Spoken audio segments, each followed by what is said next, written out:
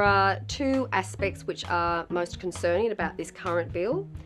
Firstly, the increase in the discretionary personal powers given to the Minister for Immigration, who's now going to be the Minister for Home Affairs, Minister Dutton. And the problem with that is that the criteria is now very broad. It's what is in the public interest. And that's very important when you're going to revoke someone's citizenship. It's quite a serious step to do that. It might render them stateless, particularly if they're a refugee. It might have serious repercussions about deporting them to their home country. So because it's such a serious step, it's thought that the criteria for that have to be spelt out in the legislation, in the Act. The new amendment is going to give more personal powers to the minister.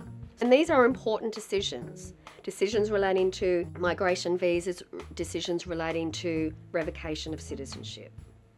The second, which relates to that, is the ability of the Minister for Immigration to overturn what the Administrative Appeals Tribunal says.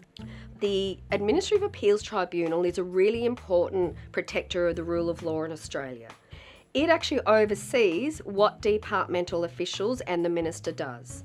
So say they revoke someone's visa or citizenship, it's then permissible for that applicant to go to this tribunal, and the tribunal re-looks at the matter afresh. And that's really one of the fundamental aspects of the Australian legal system, this ability for tribunals to oversee what the executive does.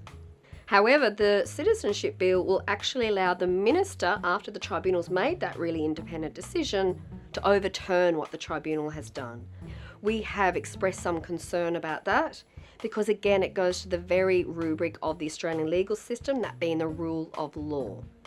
The Senate committee is due to report on this issue in early September, and we're calling on the government to look at this issue closely and more clearly set out in the legislation the set criteria that's going to apply to revocation.